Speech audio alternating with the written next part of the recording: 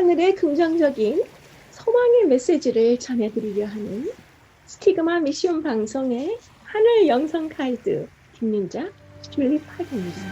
여러분 오늘 행복하고 감사한 하루 되세요. 고맙습니다.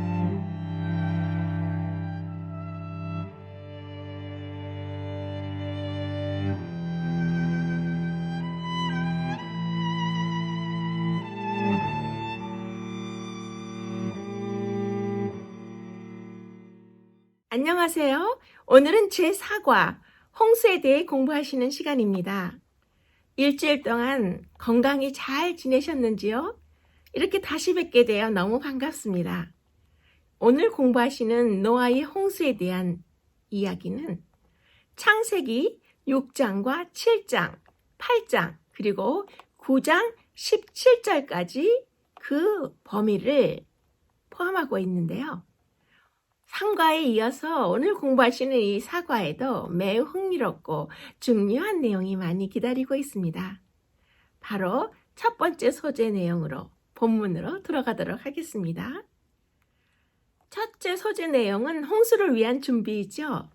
창세기 6장을 중심으로 해서 진행되는 내용입니다. 그러면 이제 창세기 6장 11절을 함께 보시도록 하겠습니다. 그때에 온 땅이 하나님 앞에 부패하여 포악함이 땅에 가득한지라. 여기서 포악함은 잡아찢다, 넘어뜨리다라는 뜻입니다. 약육강식이라는 힘의 논리가 지배하던 시대였습니다. 게다가 땅이 어찌나 부패했던지 땅에서 모든 혈육 있는 자의 행위가 부패했다고 6장 12절에 이야기하고 있습니다.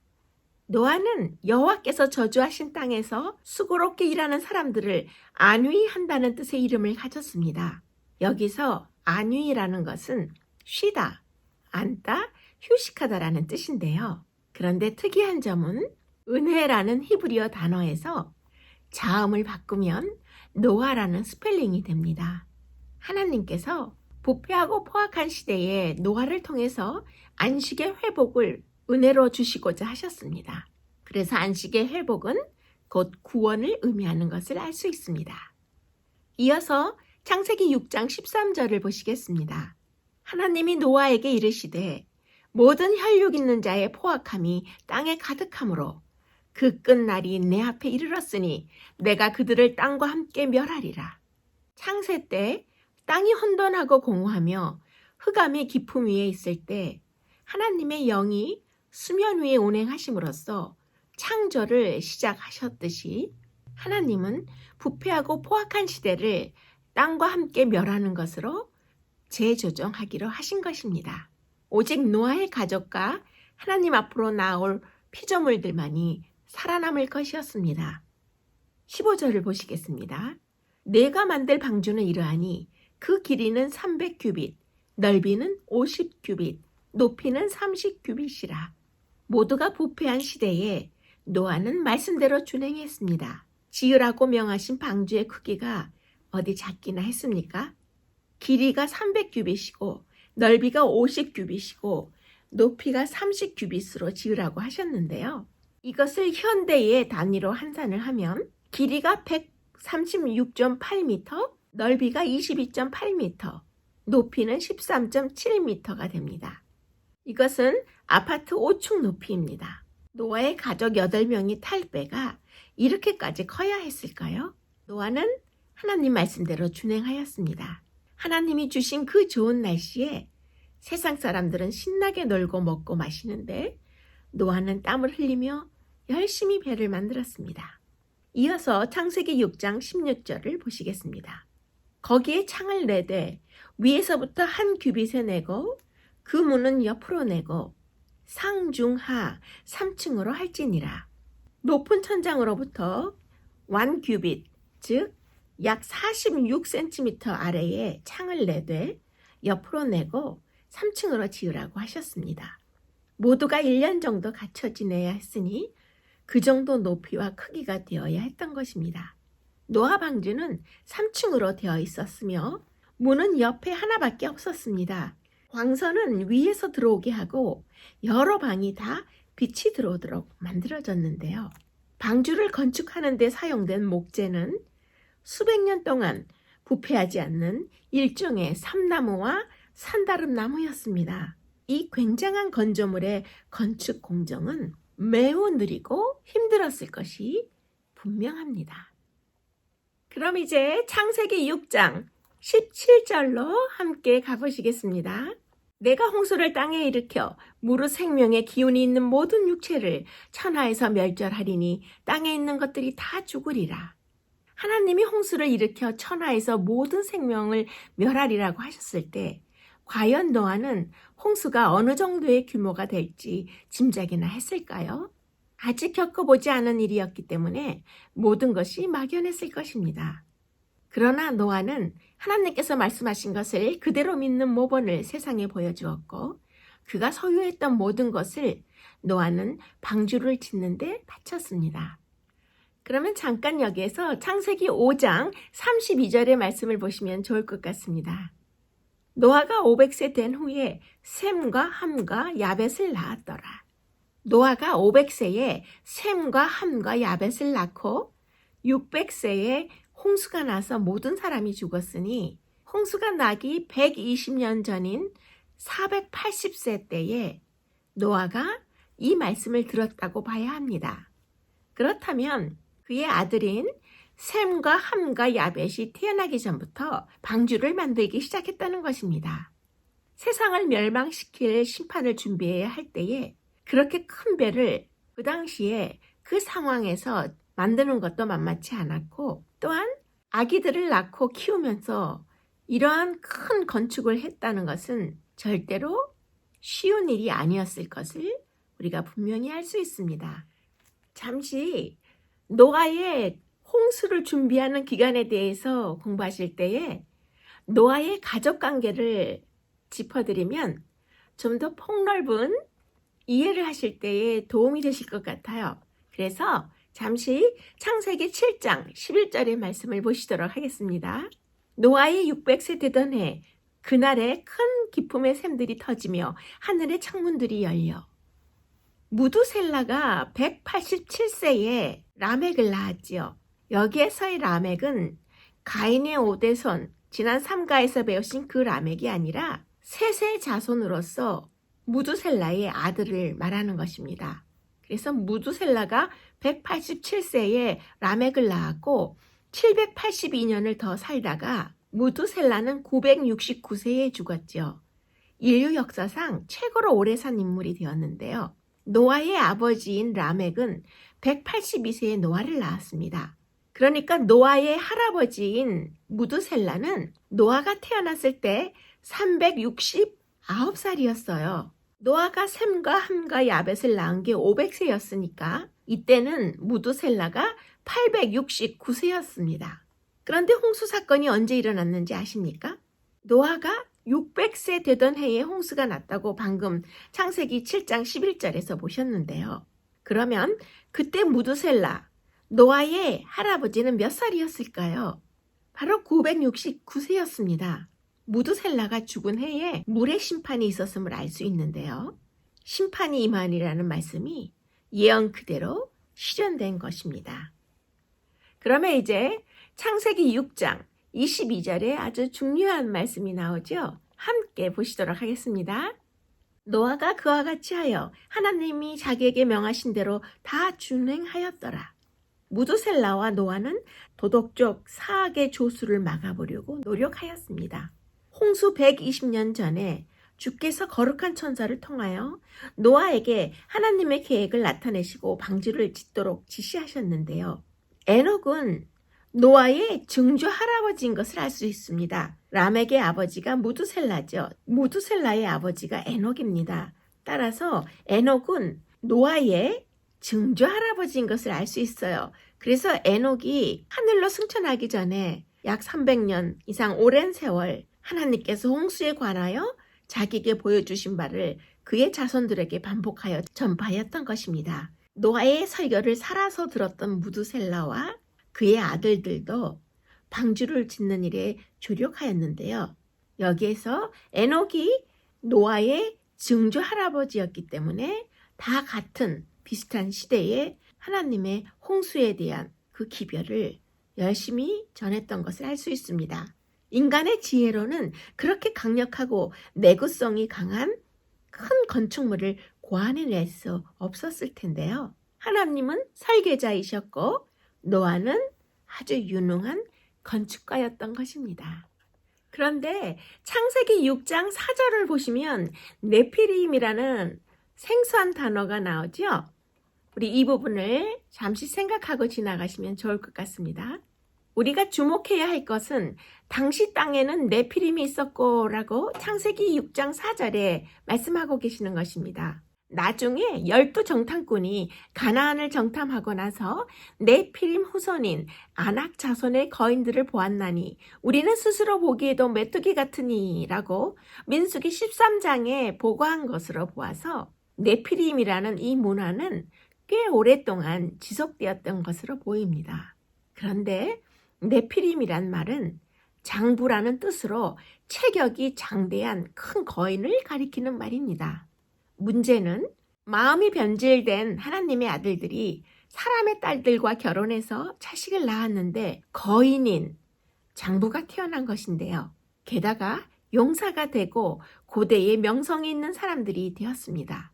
셋의 후예 중에는 이런 장부들이 거의 없고 하나님을 떠난 가인의 후예들이 이름만 들어도 아는 유명인이 되고 스타가 되었습니다. 그런데 진짜 복은 하나님의 은혜가 있느냐 없느냐에 달려있는 것이지 세상적으로 얼마나 잘 나가느냐에 달려있지 않는 것입니다.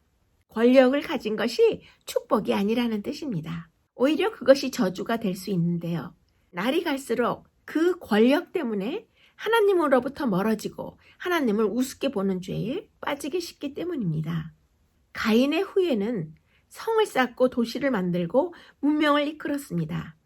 하나님을 떠났음에도 불구하고 그들이 만들어낸 문화와 문명은 참으로 놀라웠고 그들에게서 많은 인재들이 태어나서 유명한 사람들이 되었는데요. 하나님에게 돌아올 이유가 점점 없어진 것이죠. 지난 상과에서도 강조하여 설명드렸듯이 진짜 무서운 것은 하나님이 내버려 두시는 것, 즉 하나님 없이 세상에서 잘 나가는 것이 결코 복이 아닌 것이며 오히려 저주인 것을 우리가 생각해 볼 수 있습니다. 노아가 방주를 지으면서 홍수를 준비했는데요. 120년 동안 홍수의 기별을 사람들에게 전하던 그때의 모습이 어떨지 잠시 생각해 보기로 하겠습니다. 그러면 히브리서 11장 7절의 말씀을 보시겠습니다. 믿음으로 노아는 아직 보지 못하는 일에 경고하심을 받아 경외함으로 방주를 예비하여 세상을 정죄하고 믿음을 좇는 의의 후사가 되었느니라. 노아는 폭풍우 가운데서 반석같이 굳게 섰고 대중의 멸시와 조롱에 둘러싸였던 노아는 거룩한 성실과 확고부동한 충성을 나타냈습니다.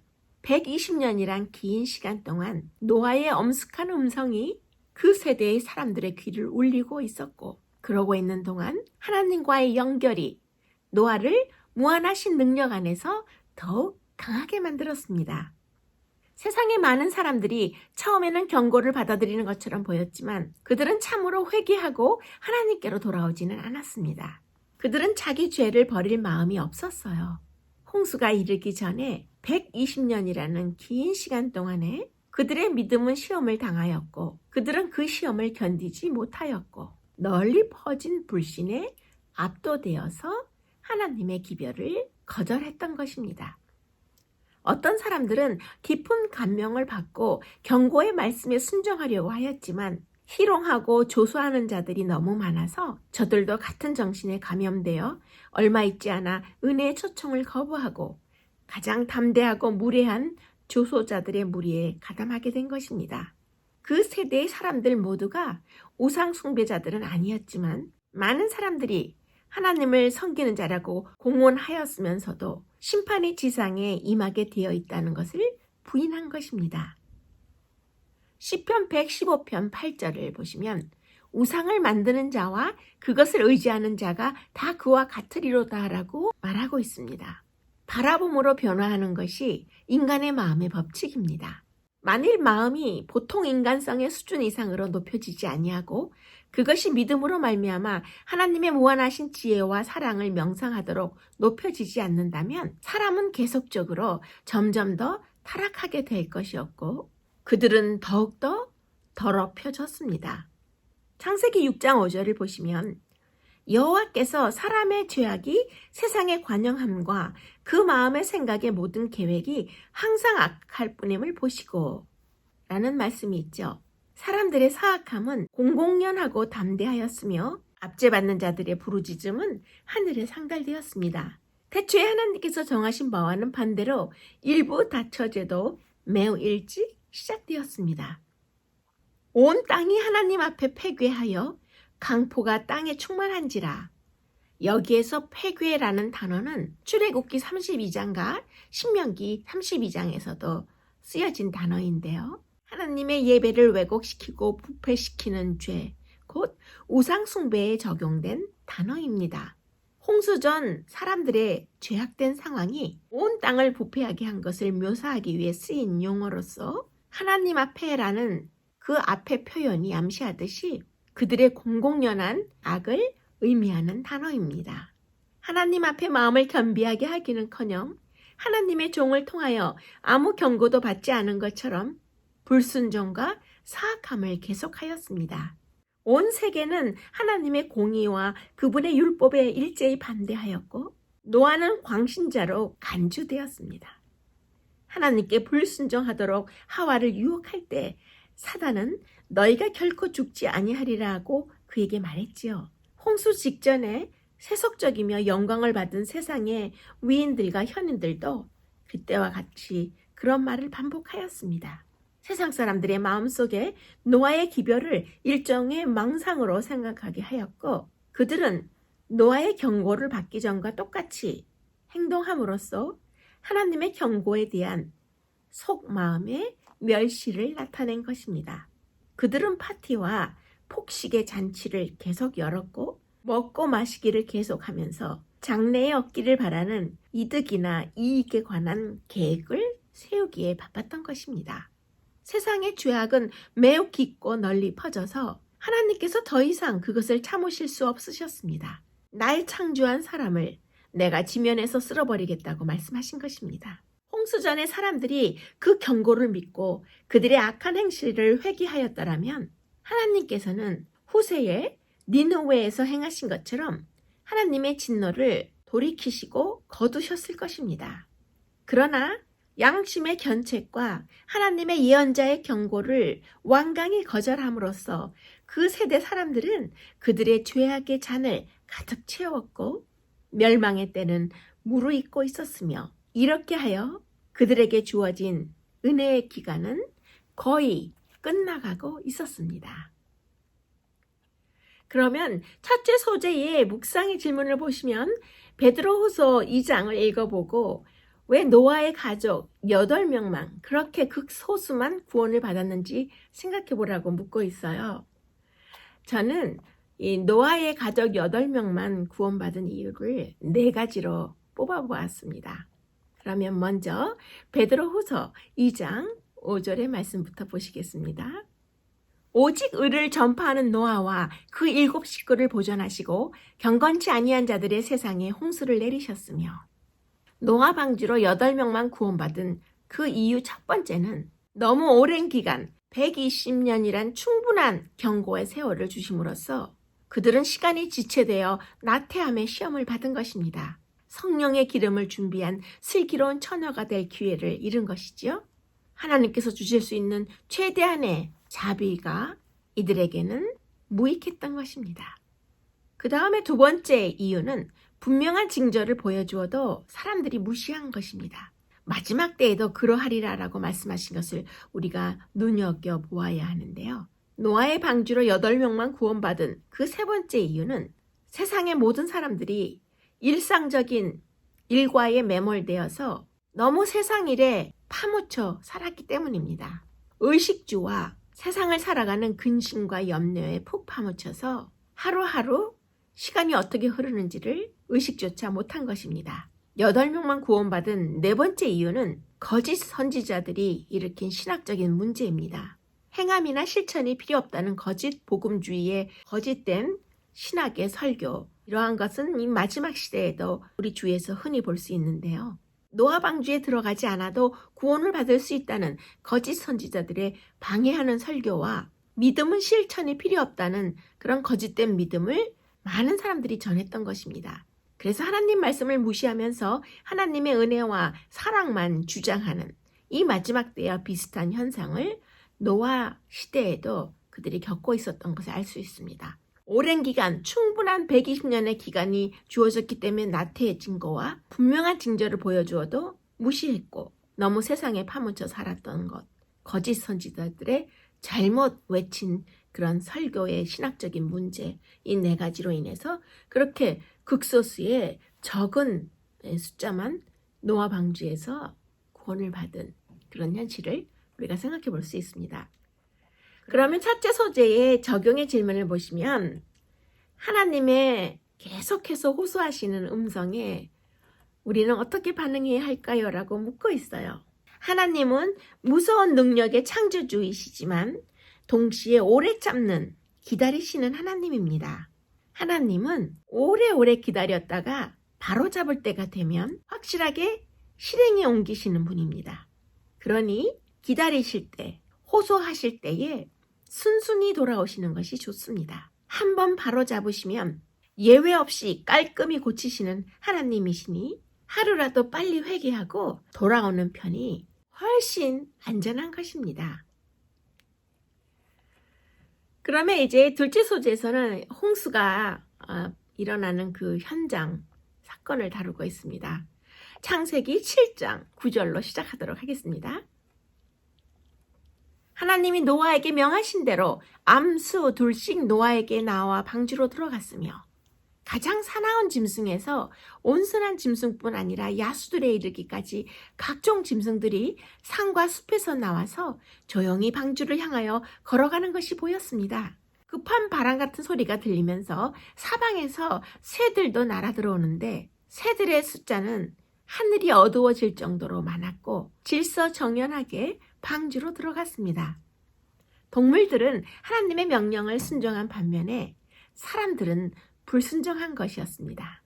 거룩한 천사들의 인도를 받아서 암수 둘씩 노아에게 나와 방주로 들어가고 정결한 짐승은 7쌍씩 들어갔습니다. 설명할 수 없는 신비였습니다. 그러나 사람들은 빛을 계속해서 거절하므로 그들의 마음이 강팍해졌기 때문에 이렇게 놀라운 광경도 세상 사람들에게는 순간적인 특별한 놀람의 인상밖에 줄 수 없었습니다. 이어서 창세기 7장 3절을 보시겠습니다. 공중의 새도 암수 7씩을 데려와 그 씨를 온 지면에 유전하게 하라. 씨를 보존하는 것이 하나님이 방주를 만드신 이유이자 하나님의 마음입니다. 하나님은 창조하신 것을 버리지 않고 결국은 회복시키길 원하셨습니다. 방주는 주께서 지시하신 대로 각 부분이 완성되었고 사람과 짐승을 위한 양식도 저장되었습니다. 이제 하나님의 종 노아는 백성에게 마지막으로 엄숙한 호소를 하였습니다. 말로 표현할 수 없는 애절한 열망을 가지고 하나님을 찾을 수 있는 동안에 피난처를 구하도록 사람들에게 마지막으로 간청하였지만 세상 사람들은 노아의 말을 배척하고 농담과 조소와 야유의 소리를 높일 뿐이었습니다. 죄 많은 인류에 대한 자비로운 간청은 이제 그쳤습니다. 들의 짐승들과 공중의 새들은 피난처로 들어갔고 노아와 그의 가족도 방주 안에 있었습니다. 바로 그때 눈부신 성광이 나타나고 번개보다 더 환한 영광의 구름이 하늘에서 내려와 방주 문 앞에 떠돌았습니다. 방주 안에 들어간 사람들이 닫을 수 없는 육중한 문이 눈에 보이지 않는 손에 의하여 천천히 닫혀졌습니다. 노아는 방주 안에 들어가 있었고 하나님의 긍휼을 거절한 자들은 닫힌 방주 밖에 있었습니다. 하나님께서 그것을 닫으셨으며 하나님께서만이 방주의 문을 다시 여실 수 있었던 것입니다. 노아와 그의 가족이 방주에 들어간 후 7일 동안 폭풍우가 올 아무런 징조도 나타나지 않았고 이 기간 동안 저들은 믿음의 시험을 당하였습니다. 짐승들과 새들이 방주에 들어가고 하나님의 천사가 문을 닫은 그 엄숙한 광경을 목격하였으면서도 세상 사람들은 여전히 농담을 하고 술을 마시고 흥청거리기를 계속하였으며 그들은 때를 지어서 방주 주위에 모여서 그 안에 들어가 있는 사람들을 비웃고 대담하게도 전에 없던 난폭한 행동까지 감행하였습니다. 그런데 방주문이 닫힌 지 정확히 8째 되던 날에 검은 구름이 온 하늘을 덮기 시작했습니다. 나지막한 천둥 소리와 번개불이 뒤따랐죠. 얼마 안 가서 큰 빗방울이 떨어지기 시작하였고 세상 사람들은 이와 같은 것을 전혀 목격한 적이 없었으므로 공포에 휩싸였습니다. 모든 사람들이 노아의 예언을 기만으로 여기고 그를 광신자로 바라보았을 때 바로 그때에 하나님의 정하신 때가 다가온 것입니다. 큰 기품의 샘들이 터지며 하늘의 창들이 열렸습니다. 조롱하던 자들이 홍수에 엄몰되는 운명의 시간이 다가온 것입니다. 하늘은 점점 더 어두워지고 하늘에서 내리는 비는 점점 더 빨라졌습니다. 짐승들은 무서워서 미친 듯이 돌아다니고 짐승들의 시끄러운 울음소리는 그들 자신의 운명과 사람의 운명을 슬퍼하는 것 같았습니다. 바로 그때에 큰 기품의 샘들이 터지고 하늘의 창들이 열린 것인데요. 물은 구름처럼 큰 폭포를 이루어서 쏟아지는 것이 보였습니다. 창세기 7장 10절을 보시겠습니다. 7일 후에 홍수가 땅에 덮이니 노아가 600세 되던 해 둘째 달 열일의 날이라. 사람을 제물로 드려오던 제단들은 파괴되고 그 숭배자들은 살아계신 하나님의 권능에 떨면서 그들의 부패와 우상 숭배가 그들의 멸망을 초래하였다는 것을 깨닫게 되었습니다. 폭풍우가 점점 더 거세지자 수목과 건물, 바위와 흙이 사방으로 날아가 흩어졌습니다. 땅에서 물이 솟구쳐 나왔으며 큰 바위들은 수백 피트 공중으로 높이 치솟았다가 떨어지면서 땅속 깊이 박혔습니다. 하나님의 권위를 무시했던 백성들의 울부짖는 소리가 들렸습니다. 그들의 화려한 가옥과 아름다운 정원과 우상을 세워두었던 아름다운 숲들이 하늘에서 떨어지는 번개로 인해 파괴되고 같은 운명에 처한 많은 동물들도 끝까지 살기 위해 가장 높은 언덕이나 바위 위로 올라가서 크게 울부짖었습니다. 안전하게 보이던 것들이 하나씩 무너졌습니다. 물이 계속 더 높이 불어오르자 사람들은 제일 높은 산으로 피난하였습니다. 멸망당할 수밖에 없는 그 죄인들이 그동안 무시해왔던 그 많은 구원의 기회를 얼마나 사모하였을까요? 한 시간의 기회를, 단 한 번의 긍휼의 특권을 다시 주어지기를 울부짖었을 때 노아의 입술에서 나오는 초청을 다시 듣기를 그들이 너무나 애원하였지만 자비로운 긍휼의 음성은 이제 그들에게 더 이상 들리지 않았습니다. 미칠 듯한 두려움에 사로잡혀서 방주를 향하여 손을 뻗치며 그 속으로 들어가게 해달라고 애걸하는 사람들도 있었고 하나님을 멸시하던 자들은 깊은 물속에 빠져 죽어가면서 크게 울부짖었습니다. 그 무서운 시간이 이르러서야 그들은 하나님의 율법을 범한 것이 그들에게 멸망을 초래했다는 것을 알았습니다. 그들은 형벌이 무서워서 그들의 죄를 인정했지만 진정한 회개의 정신이나 죄악의 가증스러움은 조금도 느끼지 않았습니다. 만약 심판이 물러갔더라면 그들은 다시 곧바로 하나님께 대한 반항의 생활로 돌아갔을 것입니다. 다시 기회가 주어졌어도 그들은 회개하지 않았을 것입니다. 절망 중에 필사적으로 방주를 부수고라도 그 방주 안으로 들어가고자 했었으나 견고하게 지어진 방주는 그 문이 열려지거나 깨어지지 않았습니다. 뒤집혀서 전복될 만큼 사정없이 불어대는 바람을 맞고 이 거대한 방주 전체가 진동하였으며 거센 물결이 칠 때마다 방주가 뒤흔들렸습니다.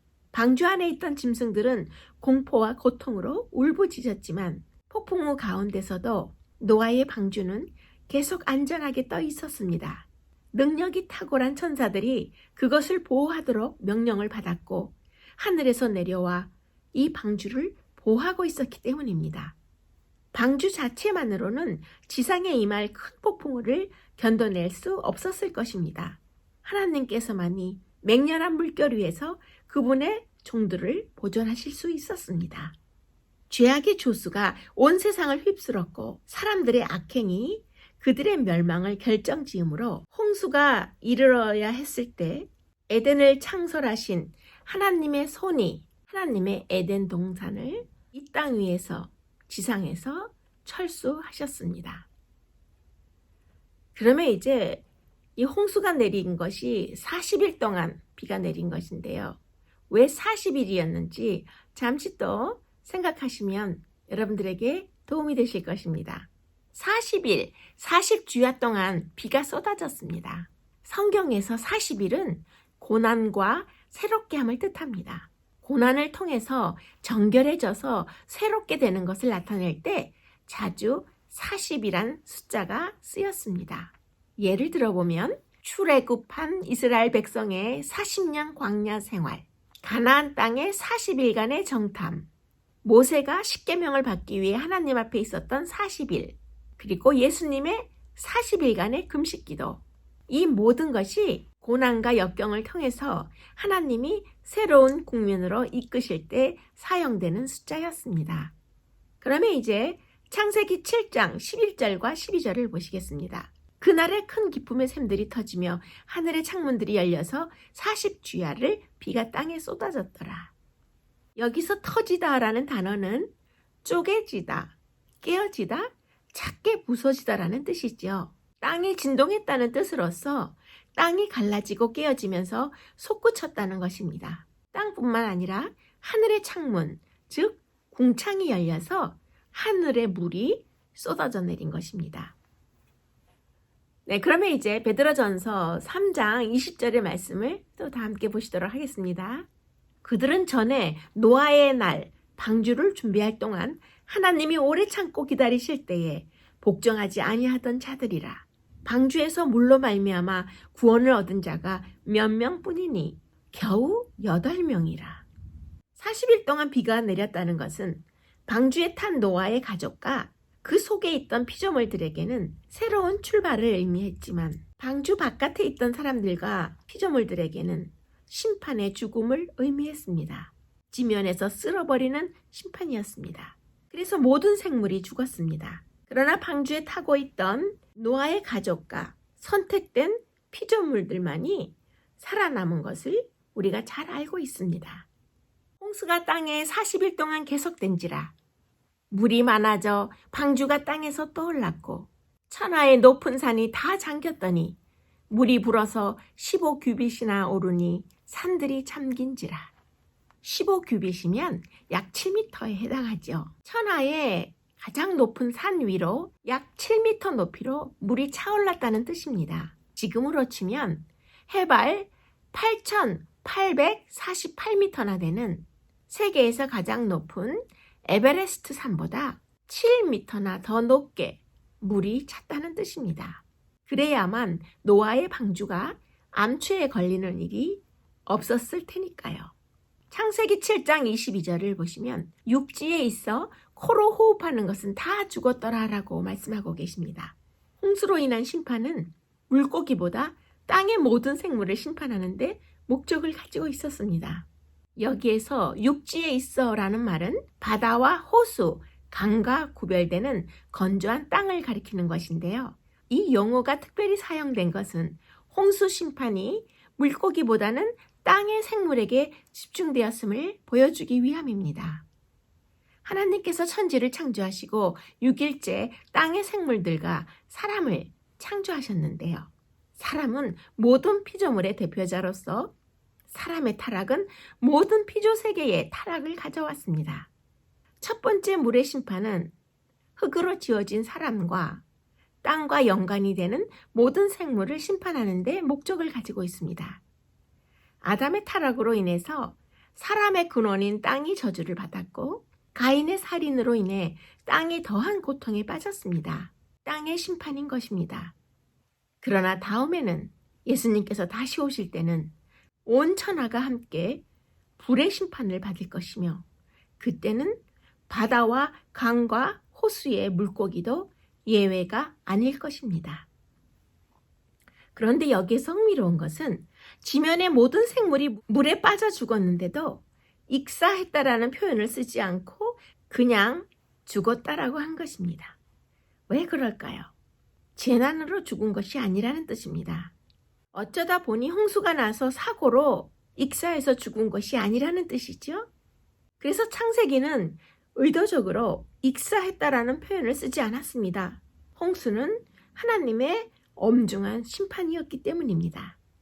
하나님의 심판을 받아서 모든 생물이 다 죽었다고 강조하는 것인데요. 이렇게 방주 바깥에 있던 땅의 모든 피조물들이 죽어갈 때에 방주에 타고 있었던 노아와 그의 가족, 그리고 하나님께서 선택해 주신 피조물들만이 살아날 수 있었던 것입니다. 둘째 소재의 묵상의 질문을 보시면은 홍수 사건을 통해서 마지막 때에 일어날 특별한 새로운 사실을 알게 된다고 묻고 있어요. 그러면 그것이 무엇인지 함께 생각해 보시도록 하겠습니다. 홍수 사건은 단순히 세상을 물로 멸망시키는 사건이 아니라 세상을 재창조하기 위한 하나님의 계획이셨으며 이와 같은 일은 세상 끝에도 있을 것입니다. 새로운 지구를 창조하기 위해서는 옛것이 파괴되어야 하는 것인데요. 홍수 사건은 인류 역사 끝에 다가올 세상의 구원을 예표하는 것이 되는 것입니다. 바로 이어서 창세기 7장 12절을 보시겠습니다. 40주야를 비가 땅에 쏟아졌더라. 40일간 비가 내렸다는 것은 단순히 큰 홍수가 났다는 것을 떠나서 세상이 새롭게 씻음을 받았다는 뜻도 포함되어 있습니다. 심판의 의미와 함께 새 탄생의 의미도 포함되어 있는 것이죠. 하나님의 심판은 믿지 않는 자에게는 두려움이지만 믿는 자에게는 구원인 것입니다. 그래서 40일이 지나자 구원과 심판이 이렇게 대조적으로 나타나게 된 것입니다. 그러면 둘째 소재의 적용의 질문을 보시면 하나님께서 새로운 마음을 창조하시도록 우리를 인도하시는데요. 그러시기 전에 우리가 먼저 내려놓아야 할 것이 무엇인가요? 라고 묻고 있죠. 여러분들 모두 생각하시는 중요한 포인트들이 있을 텐데요.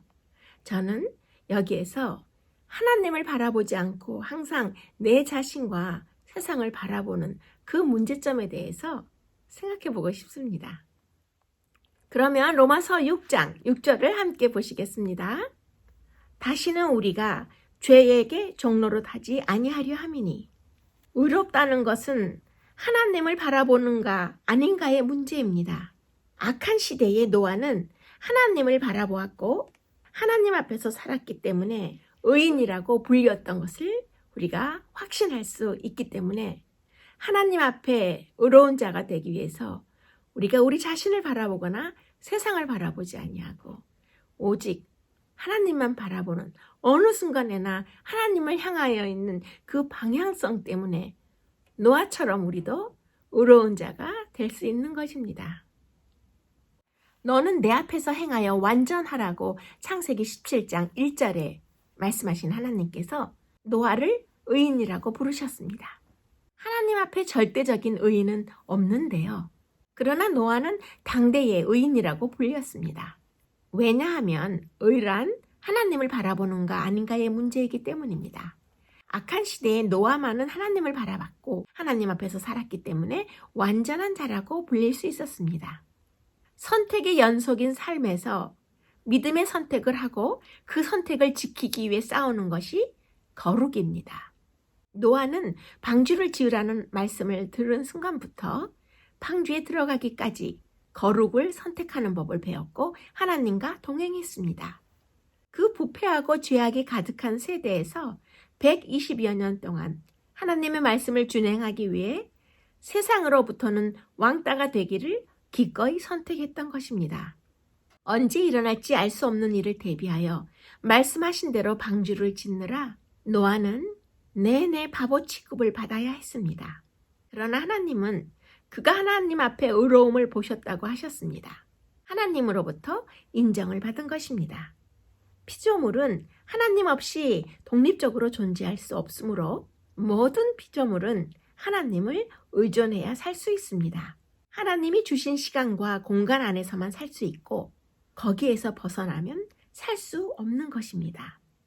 거룩이란 하나님을 닮아가는 것입니다. 하나님을 닮아가려면 닮아가는 그 과정에 방해가 되는 것을 과감하게 버려야만 합니다. 이 땅에 살면서 하나님을 닮아가려면 반드시 버려야 할 것이 우리 각자마다 모두 다르게 많이 있다는 것을 이 순간에 생각해 보시면 참 도움이 되실 것입니다. 셋째 소재에서는 홍수가 끝난 상황을 다루고 있죠. 창세기 8장 1절을 보시겠습니다. 하나님이 노아와 그와 함께 방주에 있는 모든 들짐승과 가축을 기억하사 하나님이 바람을 땅 위에 불게 하심에 물이 줄어들었고, 여기에서 기억하다라는 말은 늘 생각하고 떠올리는 것을 뜻합니다. 출애굽기에서도 이와 같은 표현을 쓴 것을 볼 수 있는데요. 150일 동안 온 세상이 물에 잠겨 있을 때 하나님은 늘 구원을 마음에 두셨습니다. 방주에 타고 있던 사람들은 무려 150일 동안 온 세상을 압도한 물 위에 둥둥 떠 있어야 했지요. 경건한 기다림이 필요했다는 뜻입니다. 기다림이 길어지는 것은 하나님이 기억하지 못해서 하나님이 잊으셨기 때문이 아닙니다. 하나님은 하나님의 때를 기다리십니다. 노아는 하나님의 때가 이를 때까지 경건하게 기다린 것입니다. 모든 것이 파괴된 완전한 절망 가운데서 노아를 기억하시고 그와 그의 가족을 구원해내신 그런 하나님을 노아는 전적으로 신뢰했습니다. 5개월이라는 긴 기간에 노아의 배는 바람과 물결에 따라 이리저리 흔들렸기 때문에 방주 안에 있던 모든 가족에게는 가끔 그들이 멸망당할 수밖에 없는 것처럼 보였을 것입니다. 그것은 참으로 고통스러운 시련이었으나 하나님의 손이 방주를 잡고 계신다는 확신이 있었으므로 노아의 믿음은 흔들리지 않았습니다. 창세기 8장 3절과 5절을 보시면 물이 땅에서 물러가고 점점 물러가서 150일 후에 줄어들고 산들의 봉우리가 보였더라라고 쓰여 있습니다. 눈으로 봐도 땅이 말랐는데도 노아는 방주에서 쉽게 나오지 않았습니다. 물이 거치고 땅이 말랐는데도 나가지 않았습니다. 하나님의 말씀이 있은 후에야 노아가 방주에서 나온 것입니다. 13절을 보시면 노아가 방주 뚜껑을 제치고 본즉 지면에 물이 거쳤더라라고 쓰여 있죠. 노아는 방주 안에서 끈기 있게 기다린 것입니다. 하나님의 명령에 따라 방주에 들어간 것 같이 떠나라는 특별한 지시가 내리기를 기다린 것입니다. 마침내 한 천사가 하늘에서 내려와 육중한 문을 열고 노아와 그의 가족들에게 그리고 모든 생물들을 데리고 땅으로 내려가라고 명하였습니다. 하나님의 때를 기다릴 줄 모르는 사람은 하나님보다 자기 자신이 항상 먼저 앞서 나갑니다. 노아가 방주에서 자기가 할 수 있는 일을 하면서 준비했다는 것이 중요합니다. 비록 언제가 될지는 모르지만 하나님이 방주에서 내보내 주실 것을 알았습니다. 그래서 준비할 수 있었던 것입니다. 하나님의 때를 기다리면서 준비하는 것은 누구에게나 모든 사람에게 매우 중요한 것입니다. 신앙에는 기다림이 필요합니다.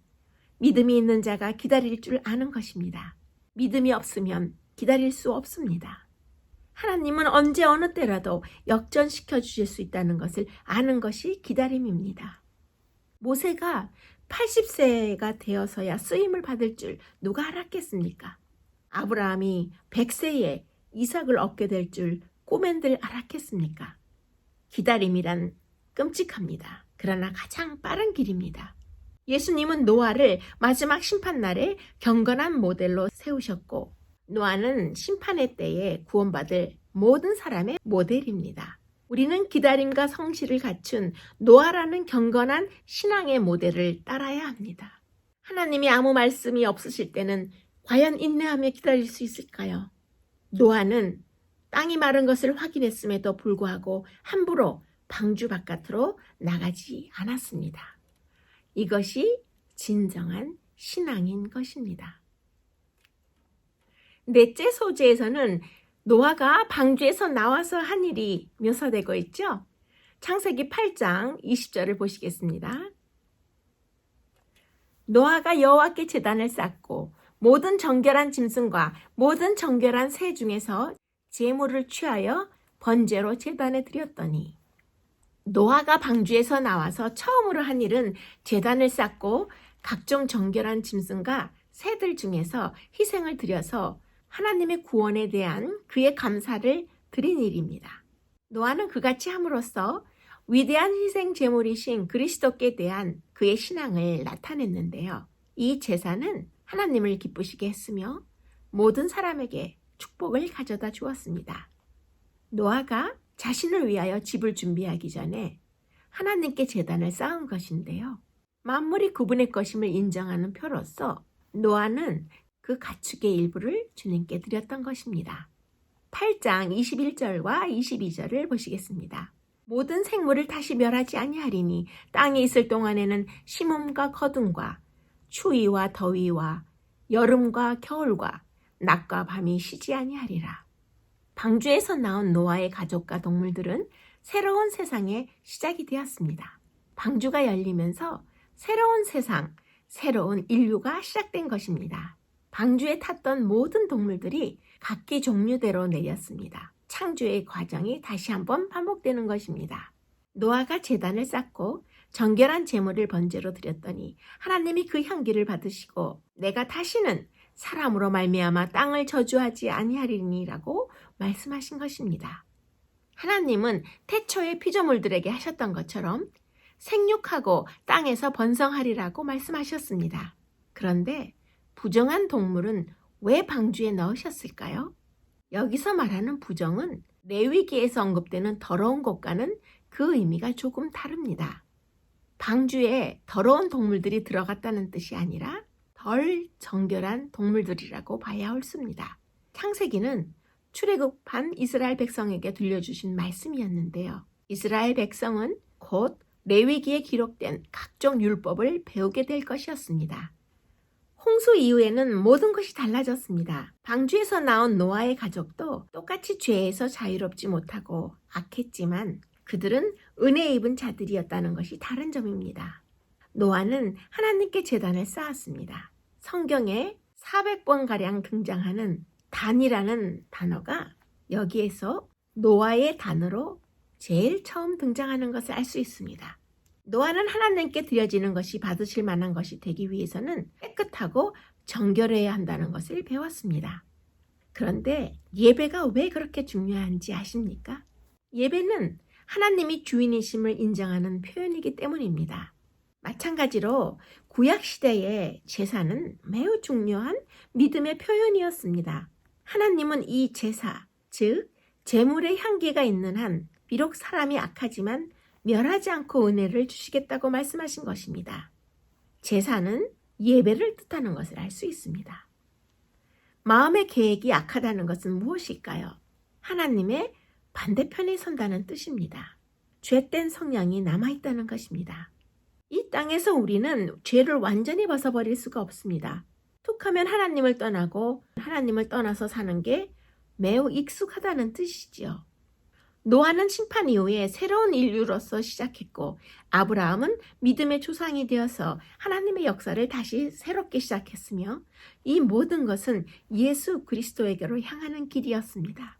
하나님은 우리가 안고 태어나는 원죄를 아십니다. 우리가 얼마나 악한지를 잘 아십니다. 우리가 죽어야 할 존재라는 것도 아십니다.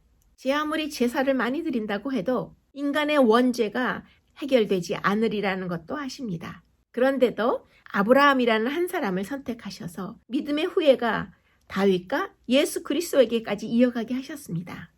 하나님은 자신이 지은 세계를 결코 포기하지 않으셨습니다. 역사가 멸망을 향해 가고 있는 것 같지만 하나님은 그때그때마다 다른 씨를 통해 구원의 계획을 계속 이루어 가셨습니다. 그때그때마다 다른 씨를 통해서 구원의 계획을 계속 이어가신 것을 알 수 있습니다. 넷째 소재의 묵상을 보시면 홍수 이후에 하나님께서 인간에게 육식을 허락하셨는데요. 그 제한이 두 가지가 있었다는 것을 우리가 알 수 있어요. 그것이 무엇인가라고 묻고 있는데요. 첫 번째 제한은 정하고 부정한 동물을 알려주셔서 깨끗한 정결한 짐승만 먹으라고 하셨고, 두 번째 제한은 피는 생명을 의미하므로 피를 그대로 먹지 말라는 것이 두 번째 제한이었습니다. 그러면 창세기 9장에 이와 관련된 말씀이 있는데요. 함께 보시겠습니다. 모든 산 동물은 너희의 먹을 것이 될지라. 채소같이 내가 이것을 다 너희에게 주노라. 그러나 고기를 그 생명되는 피째 먹지 말 것이니라. 하나님 나라에 가기 전까지 단백질 섭취를 위해서 사람들이 고기를 먹는 것은 어쩔 수 없지만 단순히 식탐을 채우기 위해서나 사냥의 즐거움을 위해서 생물을 죽이고 피를 먹는 것을 반대하시는 것입니다. 꼭 먹어야 한다면 먹기는 먹되 정결한 짐승 중에서 되도록이면 최소한으로 먹으라는 것입니다. 짐승이라 할지라도 그 생명의 주관자는 하나님이시므로 어떤 생명도 하나님이 허락하지 않고 존재하는 생명은 없습니다. 모든 생명의 주인 되심이 하나님이라는 것을 고백하면 하나님의 주권에 속하는 생명을 함부로 취급해서는 안 된다는 것이죠. 더 나아가서 구약시대의 제사는 인간의 죄를 대신해서 짐승이 피 흘려 죽음으로써 속죄의 효력이 발생했습니다. 이스라엘에서 제사를 드릴 때 흘리는 짐승의 피는 장차 이 땅에 오셔서 우리의 죄로 말미암아 십자가의 보혈을 흘리시는 그리스도의 희생을 대표하는 것입니다. 만약에 피째 먹었을 경우에는 어떻게 되었을까요? 창세기 9장 5절을 보시겠습니다. 내가 반드시 너희의 피, 곧 너희의 생명의 피를 찾으리니 짐승이면 그 짐승에게서, 사람이나 사람의 형제면 그에게서 그의 생명을 찾으리라. 생명의 존재함을 잊고 피째 먹으면 처벌하겠다는 뜻입니다. 똑같이 갚아주겠다는 말씀이지요. 칼로 흥한 자 칼로 망하듯이 피를 먹은 자 피 흘리게 될 거라는 뜻입니다. 지금 여기 창세기 9장 5절에서 찾으리라 라는 단어가 쓰이고 있는데요. 한국어 성경에는 창세기 9장 5절에 찾으리라 라는 단어가 2번만 보이지만 히브리어 성경에서는 3번 반복되는 걸 알 수 있어요. 같은 성경절 안에서 3번이나 반복되었다는 것은 하나님이 기필코 찾아내시고야 말겠다는 뜻입니다. 그만큼 창조주 하나님은 생명을 소중하게 여기시고 생명이 쓰러지는 것을 보고 큰 아픔을 느끼시는 것을 알 수 있습니다. 피조 세계에서도 악의 힘이 커져서 인간들뿐 아니라 동물들 사이에서도 육식이 생겨났습니다. 잡아먹고 먹히는 세상이 된 겁니다. 힘의 논리가 세상을 지배하게 되었습니다. 바로 약육 강식의 무서운 세상이 된 것입니다. 이렇듯 자연의 동물 세계까지 변질되고 만 것입니다. 동물의 세계를 보시면 굉장히 잔인한 모습을 우리가 다큐멘터리 프로그램으로 볼 수 있는데요. 순하고 아주 연한 동물들이 맹수에게 끔찍하게 잡아먹히는 장면들이 많이 나오죠. 동물원에는 호랑이나 사자에게 그 이쁘고 귀여운 토끼를, 살아있는 토끼를 먹이로 그냥 던져주는 것을 우리가 자주 볼 수 있어요. 굉장히 가슴 아프고 끔찍한 장면인데요. 그것을 많은 사람들이 자연의 세계이기 때문에 마음 아파하면 안 된다고 하지만 분명히 지금 창세기 9장을 통해서 우리가 공부해 볼 때에 홍수 이전의 세계에는 약육 강식이 없었고 동물이 동물을 잡아먹는 그런 일도 없었던 것을 우리가 알 수 있으므로 인간의 죄로 인해서 동물의 세계까지 이렇게 강한 존재가 약한 존재를 잡아먹는 무서운 자연 세계로 변질된 것을 우리가 이 순간에 생각해 볼 수 있습니다. 다섯째 소재의 본문의 내용에는 무지개 언약, 무지개 약속에 대해서 말씀하고 계시는데요. 그러면 창세기 9장 13절을 함께 보시도록 하겠습니다. 내가 내 무지개를 구름 속에 두었나니 이것이 나의 세상과의 언약의 증거니라. 주님께서는 무지개를 보실 때에 당신의 언약을 기억하시겠다고 선언하십니다. 이것은 하나님께서 하나님의 언약을 잊어버릴 수도 있다는 것을 의미하는 것이 아니지요. 하나님께서는 우리 인간이 하나님을 더 잘 이해하도록 하시기 위하여 우리 인간의 언어로 이렇게 우리에게 말씀하신 것입니다. 후대의 자손들이 하늘에 걸쳐있는 영광스러운 아치 모양의 무지개의 뜻을 물을 때에 그들의 부모들이 홍수의 이야기를 되풀이하고 다시는 세상을 물로써 멸망시키지 않겠다는 보증의 언약, 하나님의 약속으로 둥근 무지개를 구름 속에 만드셨다고 대답하도록 이렇게 우리에게 보여주신 것입니다. 무지개 언약은 이것을 누릴 혜택을 위한 조건이나 의무들이 제시되거나 기록되어 있지 않습니다. 하나님께서는 무지개 언약을 지구상의 모든 생물과 모든 세대로 확대시키셨습니다. 그래서 무지개 언약은 온 세상과 모든 시대를 총망라해서 모든 사람과 모든 생물체에 다 해당되는 그러한 언약인데요. 이 점이 바로 무지개 언약이 아브라함 언약이나 시내산 언약과는 매우 다르다는 것을 우리가 또 생각해 볼 수 있는 것입니다. 다섯째 묵상의 질문에서는 하늘의 무지개를 보면서 하나님의 약속을 신뢰할 수 있는 이유가 무엇인가요? 묻고 있어요. 저는 여기에서 그 노아 시대 이후에 세상 사람들이 가졌던 그 홍수의 트라우마에 대해서 잠시 흥미롭게 생각해 보도록 하겠습니다.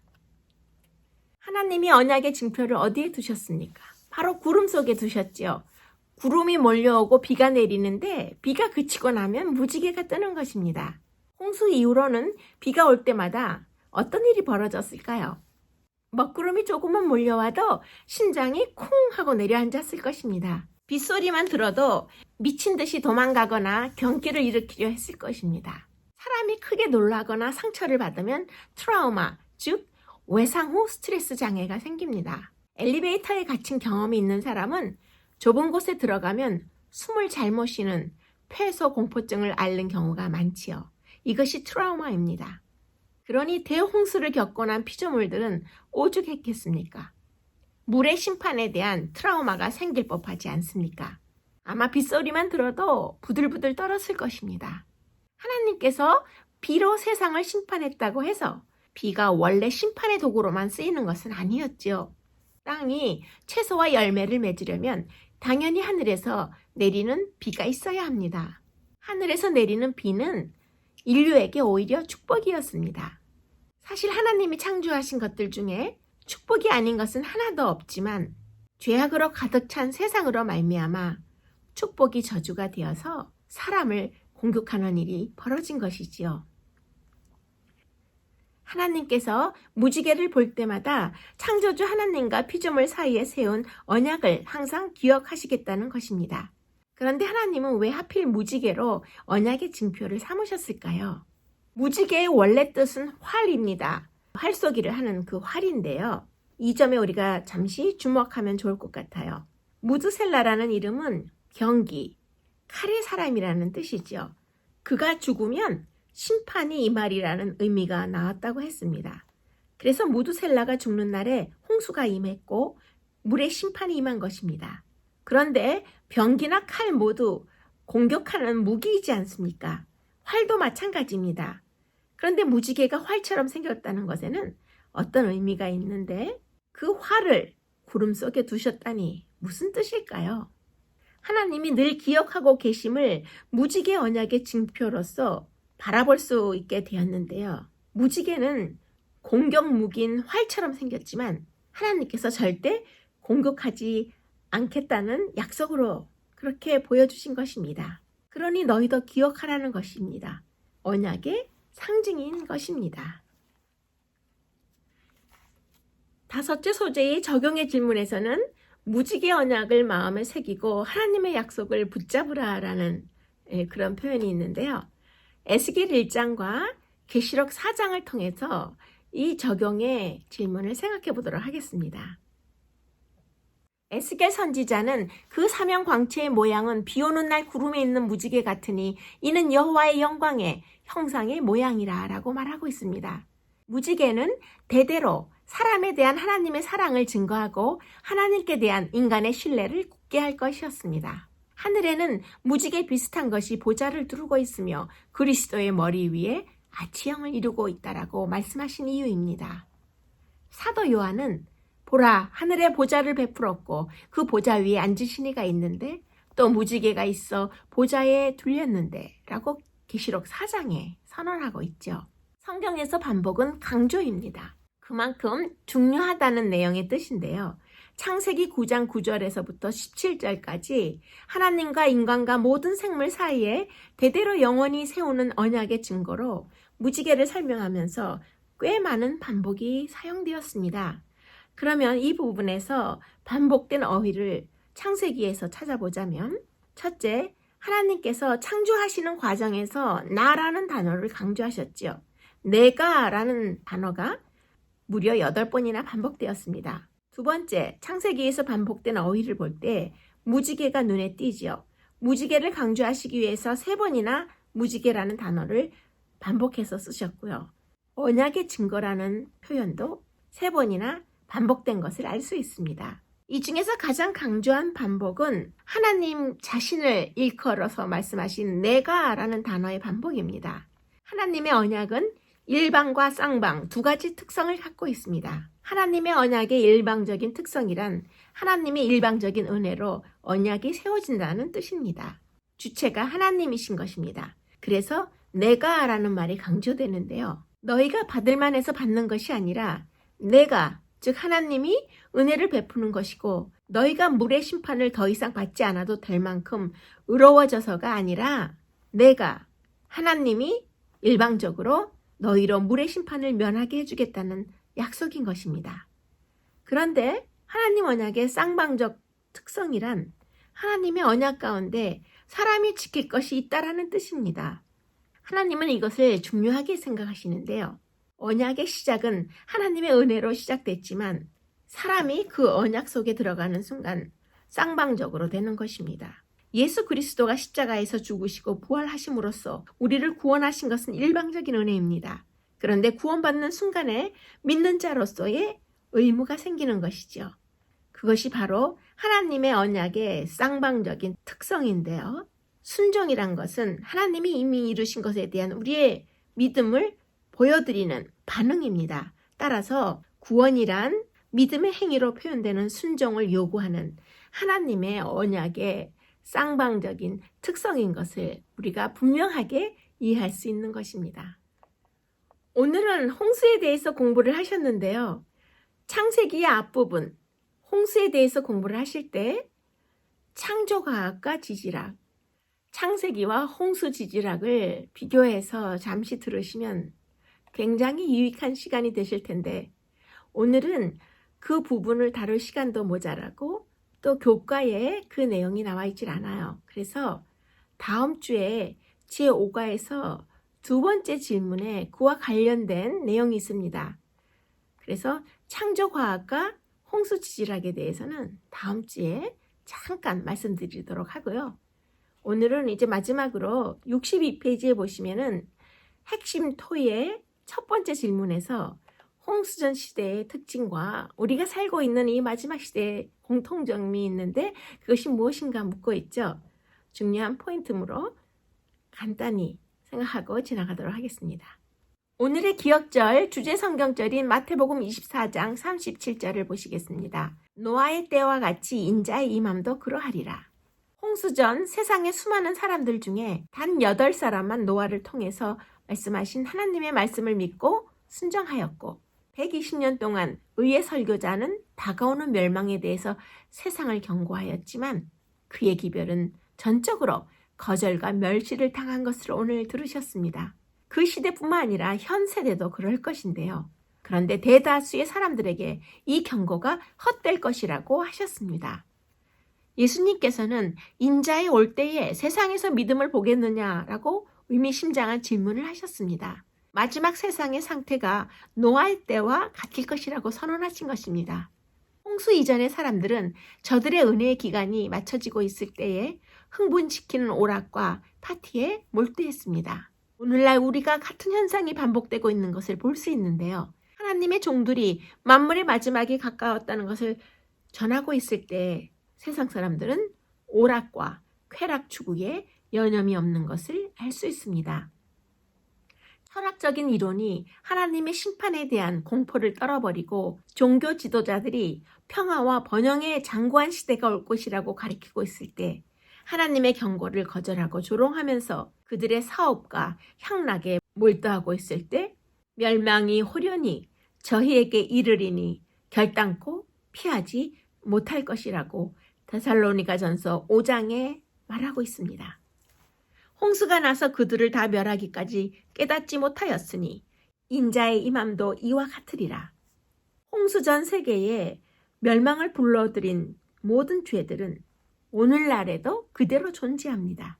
하나님을 두려워하는 생각이 사람들의 마음에서 사라지고 지금 이 세대는 노아 시대만큼이나 크게 세속화되어 있는 것을 알 수 있습니다.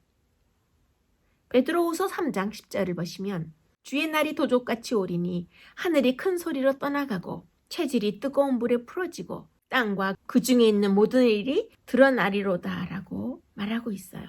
홍수 전에 하나님께서는 백성들이 회개하여 임박한 멸망을 피할 수 있도록 하기 위하여 노아를 보내고 세상을 경고하셨듯이 그리스도의 재림의 시기가 가까워짐에 따라 당신의 종들을 통하여 세상을 경고하고 있지만 현대의 모든 사회는 홍수 전 세계의 상황으로 신속히 빠져들어가고 있음을 우리는 매일매일 우리 주위와 뉴스를 통해서 보고 느끼고 있습니다. 노아의 대홍수를 공부하신 제 사과를 이제 마무리할 시간이 되었습니다. 눈에 보이지 않는 하나님의 손이 인간의 힘으로는 열거나 닫을 수 없는 육중한 노아 방주의 문을 닫으신 것처럼 그리스도께서 하늘 구름을 타고 오시기 전에 죄인을 위한 구분의 중보를 그치실 때에 하늘의 자비의 문은 닫히게 될 것입니다. 노아가 닫힌 방주 안에 안전하게 있었던 것처럼 의인들은 하나님의 능력으로 마지막 때에 보호될 것입니다. 성난 파도와 경랑의 홍수 때에 노아의 방주를 안전하게 지켜주셨던 분은 바로 그리스도이셨습니다. 회개한 죄인에 대한 하나님의 자비의 징표로서 구름 속에 있는 무지개와 하나님의 보좌 주위를 두르고 있는 무지개로 동일하게 연결시키신 것은 예수님의 은혜의 가장 귀중한 약속 중의 하나로 우리에게도 확인하여 주시는 것입니다. 기다림은 하나님이 언제 어느 때라도 역전시켜 주실 수 있음을 아는 것입니다. 기다리는 것은 가장 안전하고 빠른 길이지만 하나님의 때를 기다릴 줄 모르면 하나님보다 먼저 앞서서 큰 상실을 겪게 될 것입니다. 또 하나의 폭풍우가 다가오고 있습니다. 세상은 다시 황폐케 하시는 하나님의 진노에 휩쓸릴 것이요 죄와 죄인들은 멸망당할 것입니다. 세상이 불로 멸망을 당하는 것은 불가능하다는 것을 증거하고자 노력하는 과학자들이 많이 있지만 자연계를 만드신 하나님, 그 법칙들을 제정하시고 통제하시는 창조주께서는 당신께서 만드신 것들을 당신의 목적을 이루는 데 쓰실 것이라고 말씀하셨습니다. 그리스도께서 재림하실 때에는 세상이 이제까지 본 것보다도 훨씬 더 무서운 현상들이 발생할 것이나 노아가 방주 안에 안전하게 보호된 것 같이 하나님의 의인들은 이 소동 가운데서도 보호될 것입니다. 하나님께서 그들의 피난처가 되실 것이며 그들은 하나님의 날개 아래 안전하게 의지할 것입니다.